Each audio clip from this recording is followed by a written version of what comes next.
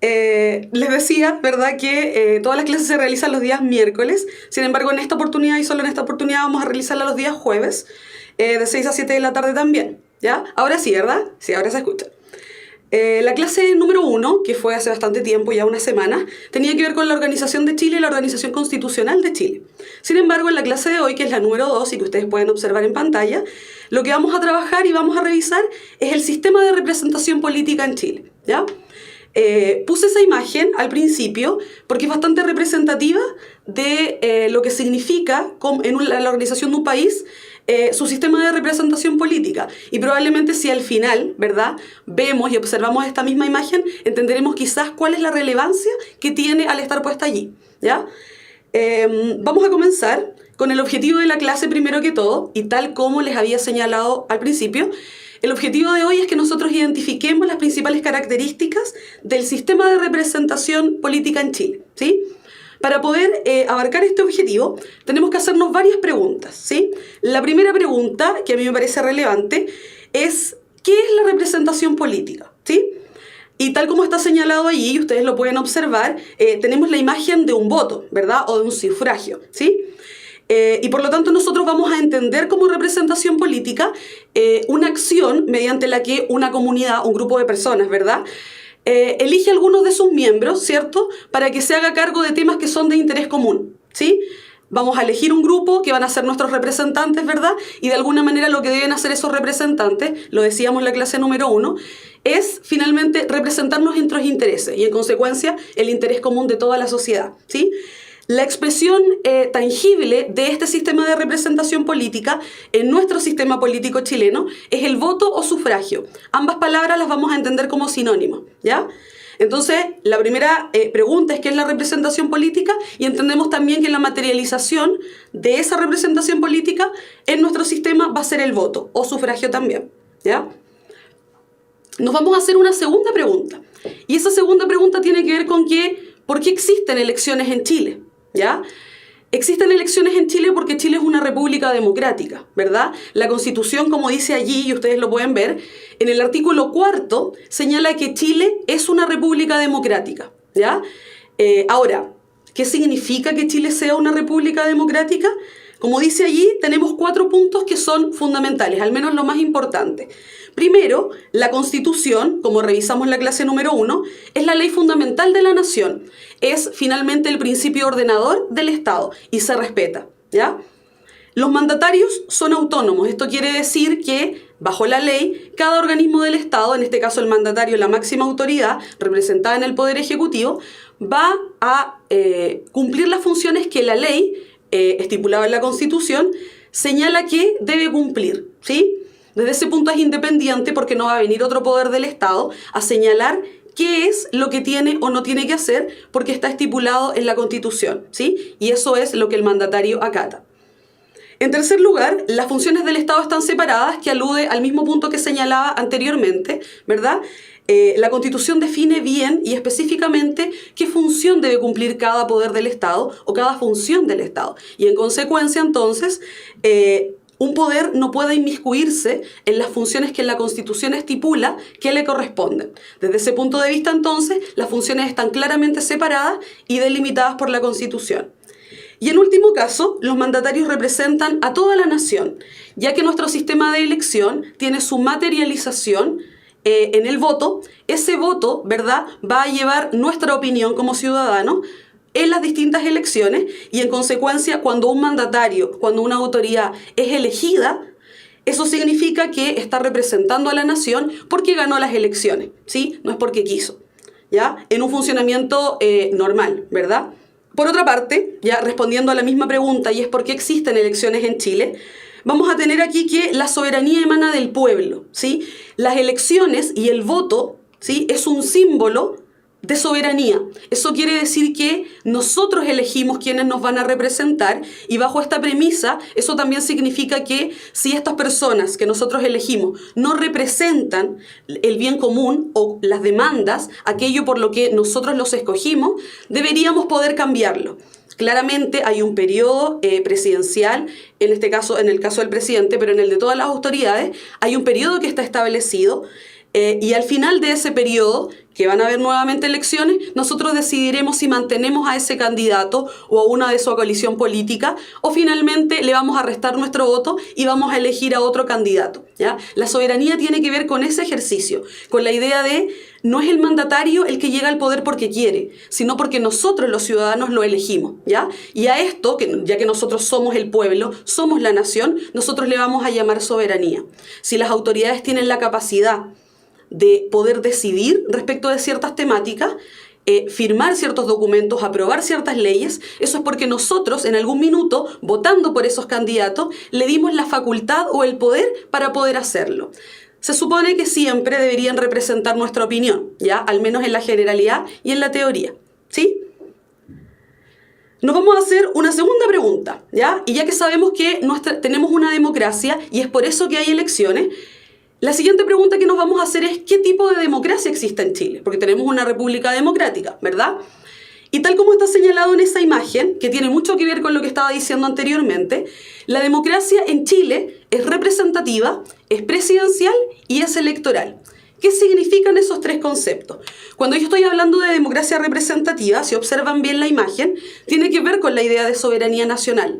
Nosotros elegimos, ¿cierto?, autoridades para que nos representen. De ahí el calificativo de representativo. Es nuestra voz, ¿verdad? Y de ahí finalmente este líder que está hablando en público no dice lo que él quiere, no hace lo que él quiere, ¿cierto? Sino que en realidad a través de, siempre respetando la Constitución y las leyes, lo que va a hacer es ser la voz de todos los votantes, ¿sí? De todos aquellos que escogieron esta autoridad. Eso en primer lugar. Es presidencial porque particularmente nuestra Constitución es una Constitución que se creó en dictadura, la Constitución de 1980, y que sigue vigente hasta el día de hoy. Es una Constitución que le entrega bastantes atribuciones al Poder Ejecutivo, representado en la figura del Presidente de la República, ¿sí? Presidencial por esta característica en particular, ¿sí? Presidencial porque, por ejemplo, el presidente tiene la capacidad de ser colegislador, o sea, además de que el Congreso mande proyectos de ley, los discute y los aprueba, el presidente también tiene la posibilidad de ser colegislador y también enviar proyectos de ley, ¿ya?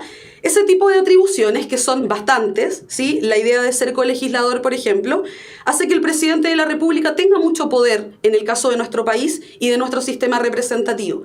Por eso se le dice que es presidencial o presidencialista también, ¿ya? Y en último caso es electoral, ¿sí? Porque el máximo representante es elegido por la nación y no es designado por otra autoridad, ¿sí? Desde ese punto de vista, entonces, tenemos una república democrática, ¿cierto? Y esta democracia que existe en Chile es al mismo tiempo representativa, presidencial y electoral, ¿sí? Vamos a pasar a la siguiente, ¿ya? Si observamos la imagen que está ahí, ¿verdad? Nos va a presentar a dos candidatos, ¿cierto? Y a un grupo de personas, en este caso no de personas, ¿verdad? Sino de ovejitas, ¿cierto? Que van a elegir o sufragar por alguno de estos dos candidatos, ¿ya? El sistema electoral en Chile, ¿ya?, es la forma en que, como dice ahí, se distribuyen y se asignan los cargos electivos. Hay un montón de cargos para ocupar, ¿verdad? Un montón de cargos en el aparato del Estado. Algunos de esos cargos se eligen por la nación, otros son designados por el presidente de la República como cargos de confianza, ¿sí? En cualquier caso, aquellos cargos que son electivos, ¿cierto?, se debe someter a votaciones para que la autoridad que esté en ese puesto sea una consecuencia de estas elecciones, ¿sí? Y de esa manera se constituye nuestro sistema electoral. ¿Cómo se vota en Chile? ¿Ya? Al respecto, es importante entender que hay un procedimiento que vamos a explicar en términos súper generales, ¿ya? Y finalmente, el día de las votaciones, de cualquier votación de las que se someten a elección, las personas que cumplen con los requisitos, ya vamos a ver cuáles son, van a concurrir a los distintos lugares o locales de votación establecidos por el CERVEL, que también vamos a revisar en qué consiste este órgano, y van a tener que presentarse en ese local de votación con una identificación. Y esa identificación puede ser la cédula de identidad o también puede ser el pasaporte. No existe otro documento con el que se pueda comprobar la identidad de una persona, ¿sí? se va a dirigir, como dice allí, al presidente de mesa, le va a entregar su identificación y de esta manera, en un libro que se llama Padrón Electoral, el presidente o presidenta de mesa va a comprobar que la persona que presenta la identificación es la misma que está en ese libro o padrón electoral, ¿ya? A continuación, ¿verdad? Vamos a tener acá que los vocales de mesa, vamos a ir a la siguiente parte de la imagen, ¿cierto? Le van a entregar, ¿cierto?, a la persona que se acaba de identificar la posibilidad de que firme, ¿cierto?, que finalmente es la persona que dice ser, ¿sí? Y también, si no puede firmar, puede poner su huella dactilar, la huella del pulgar derecho, ¿cierto?, para finalmente corroborar que esa persona se presentó y queda estipulado entonces en el libro que vino a votar, ¿ya? ¿Por qué? Porque después cuando contamos los votos, entonces tiene que coincidir la cantidad de personas que firma, ¿cierto?, con la cantidad de personas que votó, o sea, con la cantidad total de votos, ¿sí? Vamos a lo siguiente. El resto de las personas que está con el presidente de mesa, que son vocales de mesa, le van a entregar a la persona que se acaba de identificar y acaba de firmar un papelito, ¿cierto?, que es el voto. Y en ese voto va a estar contenida la información de los candidatos de la elección a la que se presenta. Puede ser presidencial, puede ser municipal o también puede ser de senadores, de diputados o de consejeros regionales, ¿ya? Cuando eso ocurra, le van a entregar un voto, ¿cierto? Y le van a entregar un lápiz y también le van a entregar un sello para que cuando la persona se dirija a la urna, ¿verdad?, cuando está en el punto 4, ¿cierto?, la persona marque su preferencia, a continuación cierre el voto, lo selle y se lo vuelva a entregar a las personas que le entregaron ese voto, ¿cierto? ¿Por qué?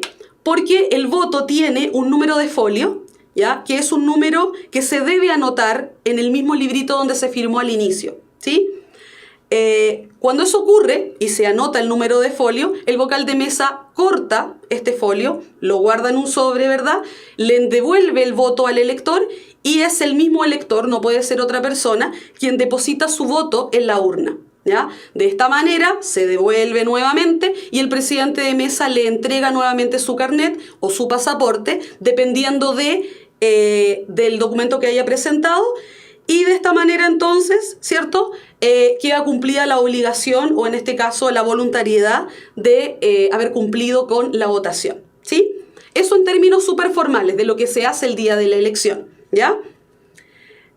Por otro lado, y ya que sabemos cómo se vota, también es importante que entendamos cuáles son las características del sufragio en Chile, ¿sí? El sufragio tiene en Chile 4 características fundamentales, ¿sí? Esas características son las siguientes. Primero, y como ustedes pudieron ver en las imágenes anteriores, ¿verdad?, acá, ¿cierto?, en la urna, el voto tiene un carácter que es secreto, ¿cierto? Eso significa que cuando nosotros emitimos nuestro voto, vamos a una urna que está cerrada, donde solamente yo puedo saber cuál es el candidato o candidata que elegí. Nadie más se puede enterar, ¿sí? Nadie va a saber que el papel que me entregaron, ¿cierto?, corresponde al voto que yo emití, ¿sí? Luego estos votos se mezclan todos en la urna. Es personal porque el voto es intransferible. Yo no puedo delegar la función de votar a ninguna persona. O voto yo, y si no puedo votar yo, entonces no se va a poder votar con mi nombre. Por eso es que se presenta un documento de identificación al principio, ¿sí? Es igualitario porque todos los votos en Chile tienen el mismo peso. Eso quiere decir que es un voto, una persona, un voto. Ningún voto vale más que otro. Todos los votos valen lo mismo, ¿sí?, a ojos de la votación. Y es voluntario porque sabemos que desde un tiempo a esta parte, el voto, si bien la inscripción es automática, cuando se cumple la mayoría de edad, la idea de ir a votar, la acción de ir a votar es voluntaria, o sea, cada persona decide si va a ir o no va a ir y si va a concurrir o no va a concurrir a la elección, ¿ya? Antes ocurría de manera diferente, donde la inscripción era voluntaria, pero una vez que nos inscribíamos, ¿cierto?, la votación era obligatoria, ¿ya? Eso ahora se ha modificado y automáticamente se inscriben todas las personas en el padrón electoral y a continuación cada persona decide si va o no va a votar, ¿ya? Pasemos a la siguiente parte, ¿ya? Como está señalado allí, la pregunta que nos planteamos a continuación es ¿de qué forma se utiliza el sufragio en Chile? Recuerden que sufragio es sinónimo de voto, ¿ya? El artículo 15 de la Constitución Política de la República, eso significa CPR, ¿ya? Establece que hay dos momentos, ¿sí? Dos instancias en que los ciudadanos pueden sufragar o votar, ¿ya? La primera de ellas son las elecciones periódicas. Periódicas significa que son por periodos, o sea, cada cierto tiempo se repite la misma elección por la misma autoridad. Y en el caso de Chile tenemos 4 instancias: presidenciales, presidente, senadores, diputados, eso es Congreso, alcaldes y también consejeros regionales. Eso significa core, ¿ya? Y tenemos una segunda instancia que no es tan común como la anterior y que se llama plebiscito, ¿ya? Los plebiscitos están establecidos en la Constitución y en el caso de nuestra Constitución tenemos 2 posibles plebiscitos. Puede ser un plebiscito constitucional, esto quiere decir que el plebiscito, esta consulta que se hace a las personas y que se responde por sí o por no, tiene que ver con una discusión entre el Poder Ejecutivo, presidente de la República, y el Poder Legislativo, que es el Congreso formado por senadores y diputados. Cuando ocurre que estos 2 poderes del Estado no llegan a ningún acuerdo en relación a la aprobación de alguna ley, ¿cierto? Algún asunto, una materia importante a nivel nacional, lo que va a hacer es que se va a devolver esta decisión o se va a volver esta decisión hacia la ciudadanía y se le va a consultar entonces a modo de pregunta: ¿usted quiere tal cosa? ¿A usted le parece tal situación? Y las respuestas posibles son solo 2, sí o no, ¿verdad? Y existe otro tipo de plebiscito que es un plebiscito comunal, ¿ya? Las comunas como Santiago o Providencia se han caracterizado en el último tiempo por llevar a cabo estas consultas públicas, pero en el caso de las municipalidades, en el caso comunal, las materias que se discuten acá, o para aprobarlas o desaprobarlas, tienen que ver con cuestiones un poco más domésticas respecto de la municipalidad, entendiendo que la municipalidad es una instancia político-administrativa y territorialmente mucho más pequeña que a nivel nacional. Pueden ser cosas relacionadas, por ejemplo, con el medio ambiente, pueden ser cosas relacionadas con la ocupación de determinados espacios, ¿cierto? Y desde ese punto de vista tienen que ver con cómo viven las personas en su propia comunidad, ¿ya? Podría ser, por ejemplo, respecto del uso de ciclovías, ¿ya? Y como ven ustedes, entonces tiene directa influencia en los vecinos que viven en una determinada comunidad. En cualquier caso, sea una u otra, estas son las 2 únicas posibles instancias donde la Constitución de Chile establece que se puede llamar a un plebiscito, ¿ya? Y el otro caso, como señalábamos anteriormente, son las elecciones periódicas, que son mucho más comunes porque las vamos viendo cada cierto tiempo, ¿ya? Tal como decía alguna de las personas acá en el chat, claro, como el plebiscito del sí y el no, en los años 80 en Chile, y claramente ustedes ven ahí como las posibles alternativas solo eran 2, sí y no. No hay otra más, ¿verdad? Pasemos al siguiente, ¿ya? Ya que nosotros votamos, ya que somos electores, los ciudadanos, en Chile existen 3 sistemas electorales, ¿ya? El primero de todos ellos, como está señalado ahí en rojo, es el sistema de elección válido para las elecciones presidenciales, ¿sí? ¿Qué significa esto en otras palabras? Significa que cada vez que se vote en elecciones presidenciales, el sistema de votación va a ser un sistema que se denomina, ahí en letra azul, de mayoría absoluta. Cuando hay una elección presidencial, se presentan varios candidatos, ¿cierto? Y va a salir vencedor o va a ganar la elección aquel candidato o candidata que obtenga mayoría absoluta. ¿Qué significa mayoría absoluta? Significa que tiene el 50% más 1 de todos los votos válidamente emitidos. En la mayoría de las elecciones en Chile ha ocurrido, desde el retorno a la democracia, no en todas, pero en la mayoría, en que en la primera vuelta, o sea, en la primera elección que se hace, ninguno de los candidatos obtiene la mayoría absoluta. Ninguno obtiene el 50% más 1 de los votos válidamente emitidos, ¿ya? Entonces por eso existe una segunda instancia que se denomina segunda vuelta, donde los 2 candidatos que obtuvieron las mayorías relativas, ¿cierto? Los 2 porcentajes más altos de votación, van a pasar a una segunda instancia que va a ser el mes inmediatamente posterior a la primera vuelta, ¿sí? y entre ellos entonces se va a definir una siguiente elección. Cuando eso ocurre, ¿verdad? Y hay dos candidatos en segunda vuelta, en la segunda vuelta el candidato que obtenga la mayoría relativa, esto es, la mayoría de votos, no importa que no sea el 50% más uno, pero la mayoría de los votos, va a ser entonces el candidato presidencial electo. ¿Se entiende? De esa manera entonces, ¿cierto? Mayoría absoluta con segunda vuelta significa que si en la primera vuelta no obtengo el 50% más uno de los votos, entonces hay una segunda vuelta donde quien obtiene la mayoría relativa, basta con que sea mayoría, el que tiene más votos en relación a su contendor, ¿cierto? Va a ser electo o electa, ¿ya? Hay un segundo sistema, que es el sistema que se ocupa para la elección de alcaldes y concejales, ¿ya? Observamos ahí dos imágenes, una con las urnas y otro, ya veremos más adelante por qué, con los vocales de mesa durmiendo, ¿no? Porque en las últimas elecciones municipales se abstuvo un alto porcentaje de personas, justo como dicen allá Javier, ¿verdad? Porque las personas pueden ir a votar voluntariamente, ¿ya?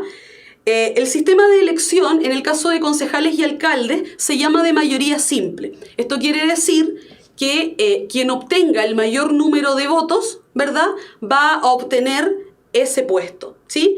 En el caso de alcalde, ¿cierto?, el que obtenga la mayoría de todos los que se presentan. En el caso de concejales también, ¿ya? Por lo tanto, acá no es necesario que se cumpla el requisito que se cumple para las presidenciales del 50% más uno, ¿ya? Sino que basta con tener una mayoría simple. Y vamos a tener una última, luego vamos a revisar este gráfico, y que es el sistema de elección que se establece y que es nuevo, ¿ya?, para las elecciones parlamentarias, ¿ya? Da igual si es un 35%, por ejemplo. Si estamos hablando, respondo a la pregunta de Alexandra, si estamos hablando de alcaldes, por ejemplo, y de concejales, basta con que sea la mayoría simple, con que tenga más votos. Si estuviésemos hablando de la presidencial, ¿cierto? Un 35% no es suficiente para la primera vuelta, ¿cierto? Sin embargo, si estuviésemos hablando de la segunda vuelta, siempre que ese 35% sea más que el que obtuvo el otro candidato, entonces sí, ¿ya? Respondiendo a sus preguntas, y al tiro me detengo con lo del sistema binominal, ¿ya? Antiguamente, para las elecciones parlamentarias, funcionaba el sistema de elección que se conocía como sistema binominal, ¿ya? Ya explico en qué consiste cada uno. Sin embargo, a partir del año 2015, ¿verdad?, se aplicó un sistema diferente, y ese sistema se conoce como sistema proporcional inclusivo. Lo que voy a hacer ahora es explicarle en qué consiste el proporcional inclusivo, y a continuación voy a explicar en qué consistía el anterior, que es el sistema binominal por el que ustedes están preguntando, ¿ya? En el caso del sistema proporcional inclusivo, lo que va a ocurrir es que se van a presentar varias listas para poder ocupar los cargos de senadores y diputados, ¿sí? Supongamos que yo tengo tres listas, lista A, lista B y lista C. Se supone que para cada distrito o para cada circunscripción, ¿cierto?, van a haber un número de cargos vacantes. Para la circunscripción X, yo tengo que elegir 5 candidatos, ¿verdad? Por lo tanto, la lista A va a presentar 6 candidatos, la lista B va a presentar 6 candidatos y la lista C va a presentar 6 candidatos. ¿Por qué digo esto? ¿Ya? Porque las listas, según la ley, tienen la posibilidad de presentar hasta un candidato más de la cantidad de cupos que se deben llenar en el Parlamento, ¿sí? En este ejemplo que yo acabo de señalar, las listas podrían presentar un candidato, pero también pueden presentar un máximo de 6. Y tenemos la lista A, la lista B y la lista C. Cuando se emiten los votos, ¿verdad?, se van a sumar los votos de todos los candidatos que pertenecen a una lista. La lista A presentó 6 candidatos y voy a sumar todos los votos de todos los candidatos que tenía esa lista, ¿sí? Lo mismo va a ocurrir con la B y lo mismo va a ocurrir con la lista C, ¿sí? Cuando eso ocurra, ¿verdad?, lo que vamos a hacer a continuación, y aquí, ojo y atención, es que sumado la cantidad de votos, por ejemplo, la lista A obtuvo 100.000 votos, la lista B obtuvo 60.000 votos y la lista C obtuvo 20.000 votos.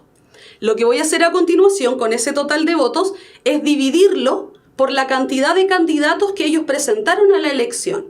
O sea, lo que voy a hacer es dividir 100.000 votos por 1, eso es 100.000, 100.000 votos por 2, eso es 50.000, y así sucesivamente hasta completar el total de candidatos que presenté. Si presenté 6, 100.000 dividido por 6.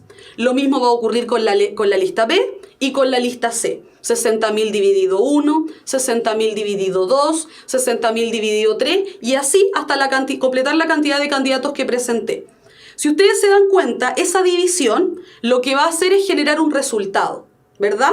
Me van a dar tantos votos si lo divido por 1, por 2, por 3, ¿ya? Y lo que voy a hacer a continuación es que en cada lista voy a ordenar los candidatos de acuerdo al porcentaje de votos que obtuvo, ¿ya? El candidato número 2 de la lista A obtuvo más votos que el candidato número 1. Entonces pongo primero al número 2, después pongo al número 1, al número 5, al número 3 y así. Y entonces en esta división que yo hice, ¿cierto? Lo que va a ocurrir es que voy a asignarle los votos que había dividido antes. Yo dije 100.000 dividido 1, eso es 100.000, ¿cierto? Y lo que voy a hacer a continuación es que esos 100.000 que resultaron de mi división se los voy a asignar al candidato que más votos obtuvo en esa lista. En este caso, el número 2, ¿ya? Luego, 100.000 dividido 2, eso es 50.000, ¿verdad? Y le voy a asignar esos 50.000 votos al segundo candidato que obtuvo más votos en esa lista. Y voy a hacer lo mismo con la lista B y con la lista C, ¿sí? Desde ese punto de vista, entonces, voy a tener un panorama general de las 3 listas, ¿cierto? Y como yo tenía que completar inicialmente 5 cupos, ¿cierto?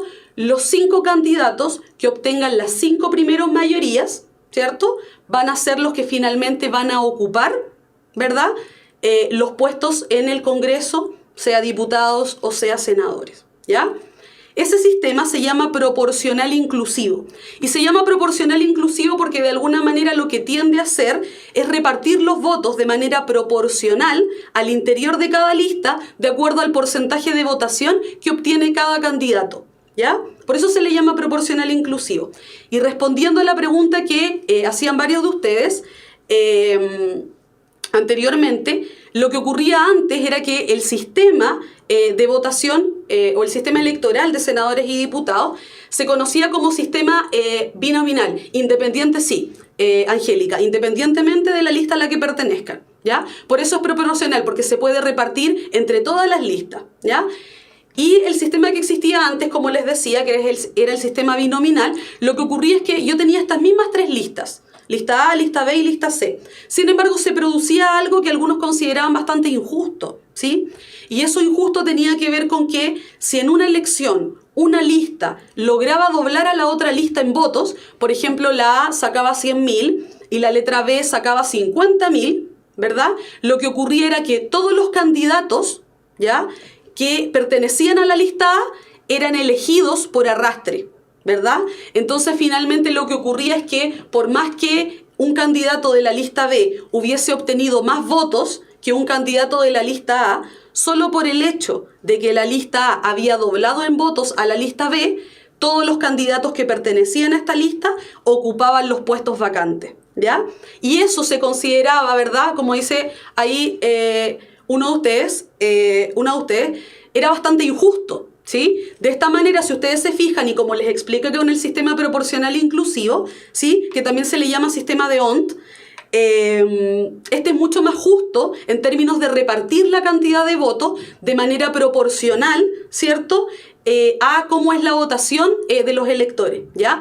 El sistema binominal también tiene un componente que es histórico, y el sistema binominal fue establecido en la Constitución de 1980 en dictadura y tenía por objetivo fundamental que las listas y los partidos políticos se agruparan en 2 grandes coaliciones de gobierno. De esta manera, por lo general, podíamos encontrar que se presentaran 2 grandes listas, en general asociados a la derecha y a la izquierda, y los partidos más pequeños o que tenían menor número de votantes, ¿verdad?, quedaran fuera de las elecciones de senadores y diputados.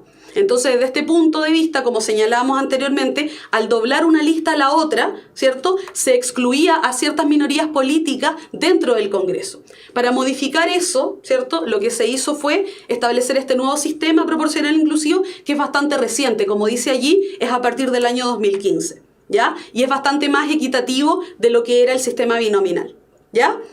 Entonces tenemos esos tres sistemas, ¿verdad? El sistema de proporcional inclusivo, el sistema de mayoría simple, como está señalado ahí, y el sistema de mayoría absoluta.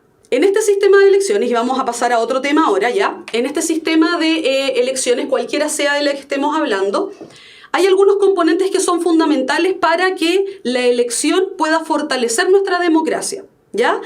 De alguna forma se espera que si bien no podemos tomar decisiones de manera directa cada uno de nosotros, porque tenemos una democracia representativa, elegimos a otros para que tomen decisiones por nosotros, pero representando nuestra voz y nuestro sentir. La idea es que cuando elijamos, porque esa es la única posibilidad que tenemos, ¿cierto?, de elegir a nuestros representantes por medio del voto, la idea es que lo hagamos de la mejor manera, de la manera más informada posible, que tomemos decisiones a conciencia y que eso no sea tan intuitivo, sino que de verdad entendamos el candidato por el que estamos o candidata por la que estamos votando y entendamos las consecuencias que tiene para el destino de nuestro país elegir tal o cual candidato o candidata. Desde ese punto de vista, los partidos políticos y la prensa van a tener un rol que es fundamental. ¿Por qué? Porque en ambos casos estos dos elementos o estos dos grupos participan también en todo el proceso eleccionario, en todo el sistema de representación en Chile.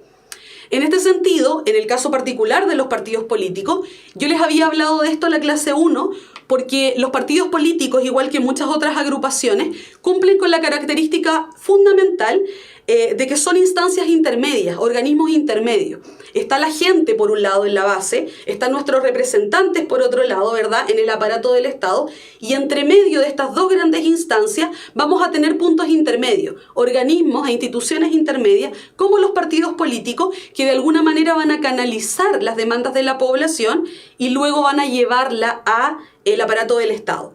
Un ejemplo es que cuando nosotros elegimos senadores y diputados, se supone que luego estos senadores y diputados que pertenecen a determinados partidos políticos, aunque también hay algunos que son independientes, ¿cierto?, se supone que deberían canalizar nuestras inquietudes y nuestro sentir y aprobar o rechazar o discutir leyes que estuvieran de acuerdo con eso porque nosotros los elegimos, ¿ya? Y de esta manera entonces los candidatos que elegimos, sean presidenciales, municipales, senadores o diputados o consejeros regionales, en su mayoría, no todos, pero en su mayoría, pertenecen a partidos políticos. Y desde este punto de vista, entonces, van a ser un organismo de representación intermedia entre el Estado y la nación, que somos todos nosotros. Ahí vemos como dice en el punto 2, canaliza las inquietudes de la población hacia el Estado y tienen una doctrina o programa político. Una doctrina o programa político que puede diferir muchas veces y por eso tenemos un abanico, como está expresado allí, tan grande de partidos políticos en Chile, ¿ya? Si ustedes se fijan, los podemos categorizar a grandes rasgos en centro, izquierda y derecha, ¿ya? Hay algunos que tienen algunos puntos más en común, ¿verdad? Por eso están agrupados en un gran grupo como centro, derecha o izquierda, ¿ya? Y si se fijan, a propósito de lo que señalaban anteriormente, el sistema binominal no le hacía justicia a esta cantidad enorme de partidos políticos que existen, ¿verdad? Porque finalmente esto se terminaba transformando en un gobierno que se alternaba entre dos grandes coaliciones políticas, pero dejaba fuera a partidos más pequeñitos que no podían llegar al Congreso, ¿ya? Exactamente, en el caso de la concertación, que luego pasó a llamarse Nueva Mayoría, cuando también incluyeron al Partido Comunista dentro de los partidos de la coalición, eran varios partidos juntos, ¿verdad? Entonces, si yo digo la concertación o la Nueva Mayoría, por ejemplo, ¿cierto?, podría decir que es una agrupación de partidos que comparte ciertos puntos comunes y que en realidad para agrupar un mayor número de votantes van como coalición y no de manera separada para no dividir los votos, ¿ya? La representación de las minorías exactamente es lo que buscaba este sistema proporcional inclusivo a propósito de la pregunta de Francisca, ¿ya? Quiero que observemos un poco este gráfico, ¿ya? Es un gráfico que tiene del Barómetro de las Américas y que tiene por objetivo mostrarnos cuál es el nivel de simpatía o de tolerancia política que tienen las personas en América Latina en relación a los partidos políticos, ¿ya? Y si ustedes se fijan, Chile presenta uno de los índices más bajos, ¿verdad? O sea, por alguna razón, la ciudadanía en Chile, ¿cierto?, presenta bajos índices de simpatía hacia los partidos políticos. ¿Por qué esto es conflictivo y por qué les muestro este gráfico? Porque de alguna manera uno de los problemas en los que se encuentra nuestra democracia, como en muchos otros lugares del mundo, es que la única posibilidad que nosotros tenemos de participar en este sistema de representación es a través del voto, ¿cierto? Pero finalmente ocurre que nuestra instancia de representación son los partidos políticos, pero las personas, como vemos en el gráfico, la ciudadanía, tiene cada vez menos simpatía por estos partidos políticos. Y de esa manera va a empezar a ocurrir, ¿cierto?, que muchas personas se van a restar de los procesos eleccionarios y entonces quienes salgan electos van a salir electos con mayoría, pero que respecto del total de votos son bastante bajas en proporción. ¿Sí? Y entonces pareciera ser que aquellos candidatos que son electos, si bien obtienen mayoría, son cada vez menos representativos del sentir, por ejemplo, de todos aquellos que no fueron a votar. Y entonces hay una suerte de desencantamiento con nuestro sistema electoral, así como está funcionando hoy en día. Por supuesto, esto tiene múltiples causas, ¿ya? No vamos a ahondar aquí en esta clase, lo vamos a hacer la siguiente, pero es importante que tengamos presente esa problemática, ¿ya? Y también tenemos, como había señalado anteriormente, el rol de los medios de comunicación, ¿ya? La ley, como está señalada allí, 18.700, establece, por ejemplo, ¿ya? Y aquí vemos la importancia que tiene la prensa y los medios de comunicación en general, establece el tiempo que los canales de televisión deben destinar para la franja electoral, ya sea de presidente, de alcaldes, de senadores y diputados, de consejeros regionales, ¿ya? Y este espacio durante el cual se emite la franja electoral, antes de las elecciones, ¿verdad?, es una transmisión que se tiene que transmitir de manera gratuita, y así lo establece la ley, ¿ya? Y también tiene por objetivo fundamental que ya que los medios de comunicación son mucho más masivos, ¿cierto?, exista equidad en la propaganda. Esto quiere decir que todos los candidatos tengan la posibilidad de poder presentarse ante la ciudadanía en medios de comunicación que son muy masivos, como la televisión. Y desde este punto de vista la ciudadanía pueda acceder a la información de los programas que están proponiendo los diversos candidatos, ¿sí? ¿Cuál es el problema acá? Ya como veíamos anteriormente, si el problema era, por ejemplo, el desencanto con los partidos políticos o bien con sus doctrinas, también tenemos problemas en Chile como la concentración de la información en ciertos medios de comunicación. Por ejemplo, como vemos en esta imagen o en este esquema, ¿cierto?, la prensa escrita en Chile está concentrada en dos grandes conglomerados, ¿ya?, que son el Grupo Copesa por un lado, al que pertenecen todos esos medios que están ahí, y por otro lado, el conglomerado de El Mercurio, ¿cierto?, que concentra a todos los otros que están allí. Si ustedes se fijan, al tener solo dos conglomerados, tenemos que enfrentarnos al problema de que las líneas editoriales de cada uno de estos grupos no son variadas, porque solo tenemos dos, de manera tal que independiente de el periódico o el diario o el medio de información con el que nos estemos informando, no vamos a tener tantas visiones al respecto, ¿ya? Esto no quiere decir que no existan otros. Lo que quiero decir con la palabra y con el concepto monopolio, ¿verdad?, es que quienes controlan la mayoría de la audiencia o de los lectores, en el caso de la prensa escrita, son estos conglomerados porque en realidad al tener tantos medios a través de los cuales ellos informan a la población, ¿cierto?, capturan un mayor número de personas, un mayor número de lectores, ¿sí? Lo mismo pasa, por ejemplo, con la televisión abierta. No estoy hablando de la televisión por cable, pero la verdad es que en Chile no todo el mundo puede acceder a la televisión por cable, sino a la televisión abierta, ¿verdad?, que es pública, es gratuita, ¿cierto? Yo no tengo que pagar por acceder a estos canales. Y finalmente, no tenemos muchos canales de televisión. Y estos canales, ¿verdad?, tienen cada uno su línea editorial, cada uno presenta la información de una manera particular, ¿cierto? Algunos tratando de ser más objetivos que otros, pero cada uno con su visión, y de alguna manera se considera que en relación a otros países, por ejemplo, o a otras democracias, la televisión pública tampoco tiene una variedad enorme, ¿cierto?, de posturas políticas o bien de opiniones que ofrecerle a la gente. Y desde este punto de vista pareciera ser, por ejemplo, que en Chile no tenemos tantas miradas respecto a un mismo hecho, sino que en realidad todas terminan pareciéndose las unas a las otras, ¿ya? Si ustedes ven, por ejemplo, ya les mostré el de la prensa escrita, les mostré el de la televisión, y si observamos ahora en el caso de radio, por ejemplo, tenemos el grupo Prisa, así se llama este grupo, que es dueño de todas estas radios que nosotros observamos ahí en la imagen, ¿ya? Por lo tanto, si ustedes se fijan también a la hora de transmitir información, pensemos en las elecciones, ¿cierto? Claramente, si yo escucho cualquiera de estas radios, ¿cierto? De este grupo en particular, sin saber tal vez que pertenecen a va a ocurrir también que existe la información entregada de una manera, ¿cierto? Y como mucha gente escucha radio, ¿cierto? Por ejemplo, piensen en lugares alejados donde no llega la señal de la televisión, la posibilidad que tenemos de escuchar múltiples opiniones o múltiples formas de entender la política, ¿cierto? Se empiezan a reducir, ¿ya? Solo datos, y es lo último que digo al respecto, ¿ya? Los conglomerados del Mercurio y Copesa, que son medios impresos, ¿cierto? Concentran más del 90% de los diarios y de los lectores. O sea, dos grupos concentran el 90% de los lectores, ¿ya? El 90% de las personas que lee el Mercurio o lee los periódicos o diarios del grupo Copesa. En el medio radial existen 4 consorcios, Prisa, Dial y los que están ahí, que concentran el 70% de la audiencia. El 70% de las personas que escucha radios que pertenecen a estos 4 conglomerados. Y en último caso, la televisión, los canales públicos, se reparten el 95% de la audiencia nacional, ¿ya?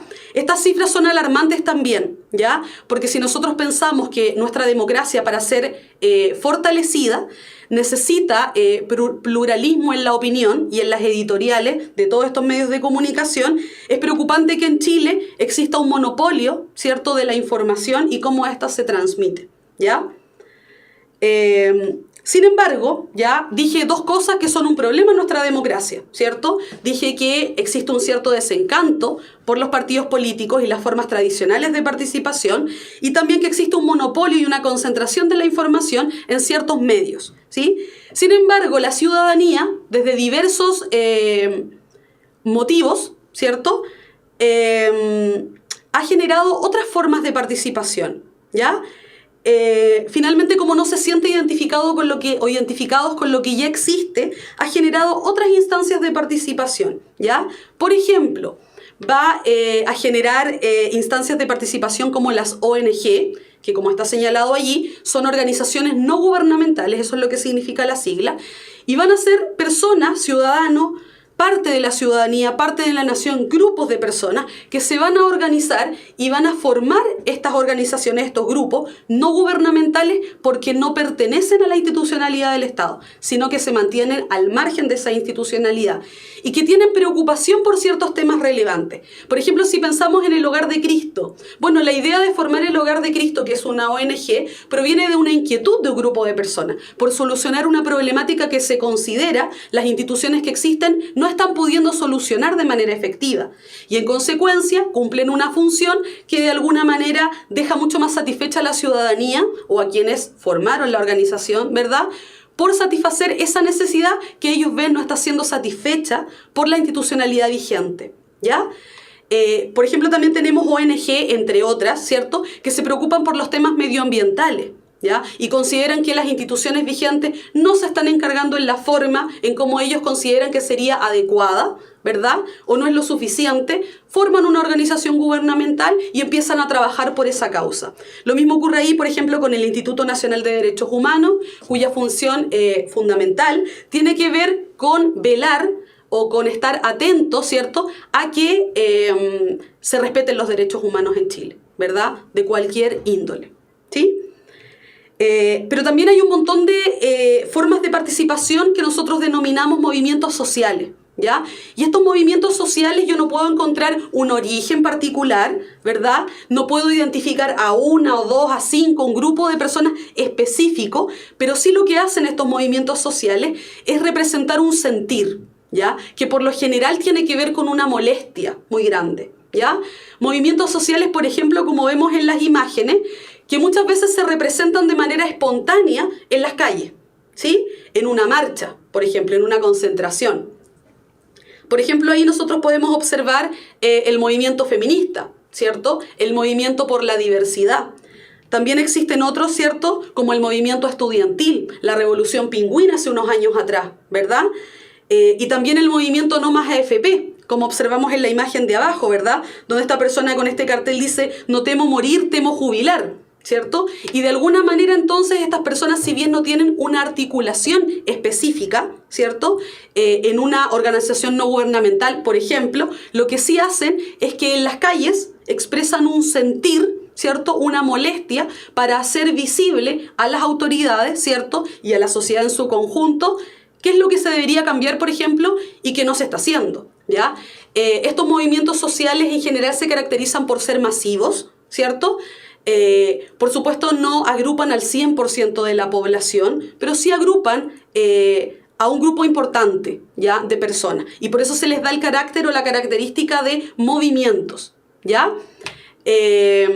Así es que esa es otra forma de participación. Y lo curioso es que son formas de participación no tradicional. Si ustedes se fijan en uno, como las ONG, y en estos otros movimientos sociales, finalmente no se está participando al interior de los partidos políticos, no se está yendo a votar, pero sí es otra forma de manifestar aquello que se siente, aquello que piensa la ciudadanía, ¿ya? Por lo tanto, podríamos relativizar un poco el tema de la participación. No significa que a la gente o a los ciudadanos no les interese participar. Tal vez no les interesa participar en los mecanismos tradicionales de participación, ¿sí? Pero sí les interesa participar en aquellas instancias que son de su interés, ¿ya? Tenemos también, y es uno de los últimos ejemplos que pongo, ¿ya? Formas de participación no tradicionales que son un poco más individuales, ¿ya? Por ejemplo, miremos en la primera imagen, ¿cierto?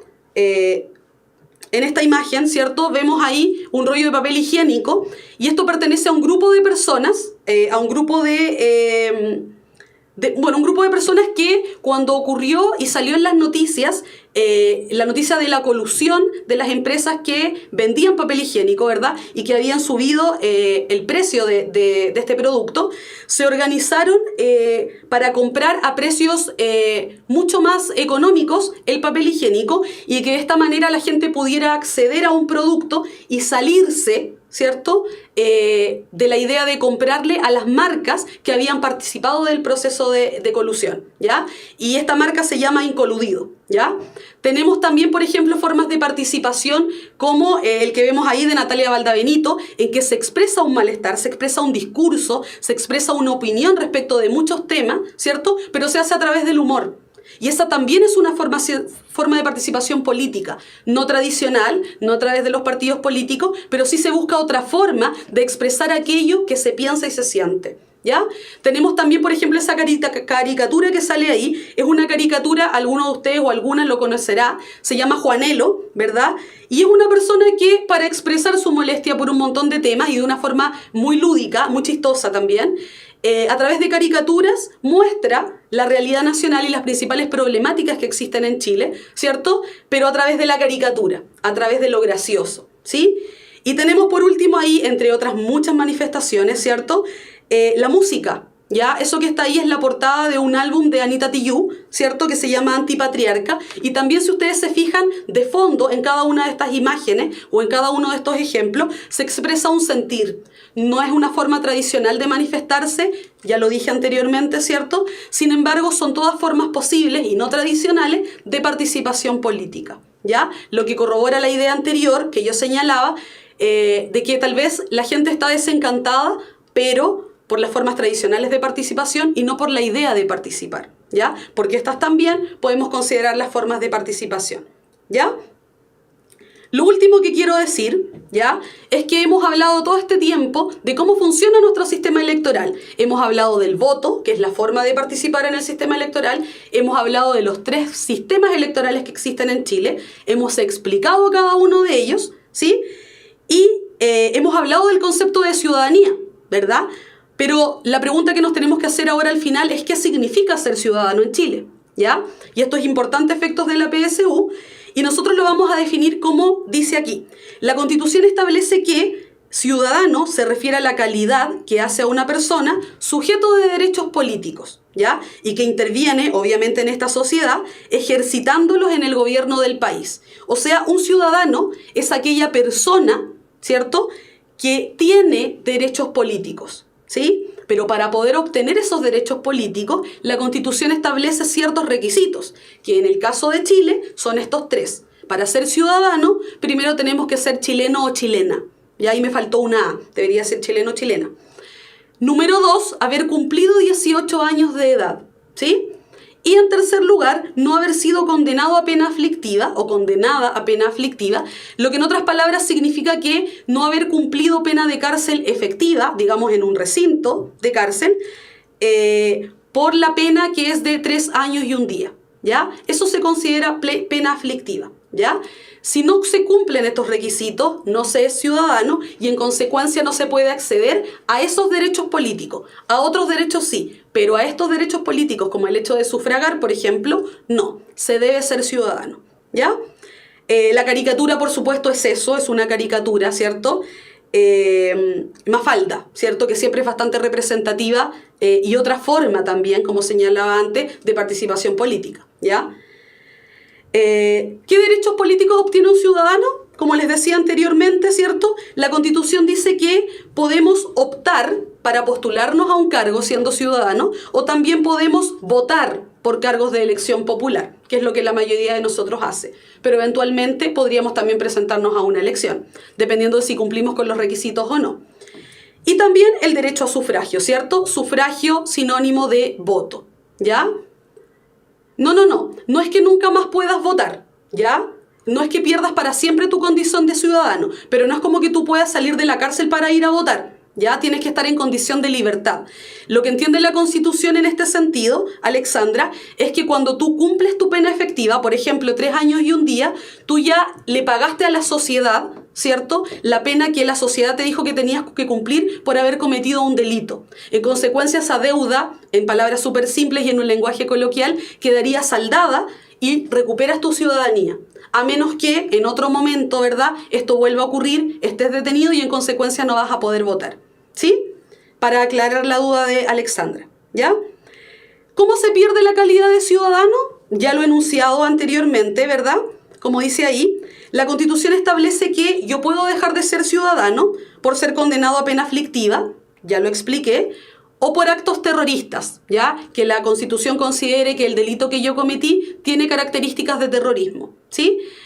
Porque por interdicción, ¿cierto? O caso de demencia, interdicción significa que legalmente, ¿ya?, un tribunal establece que no somos aptos, ¿ya?, o aptas para poder emitir un voto, o sea, no estamos en nuestro sano juicio, ¿sí? Y en consecuencia no podemos votar, porque cuando eso ocurre, cuando la ley declara a alguien que no es apto para hacer algo, por ejemplo, para firmar documentos legales, en general se tiene un representante legal, pero como el voto es personal e intransferible, nadie puede votar por mí y ese voto se suspende, ¿ya?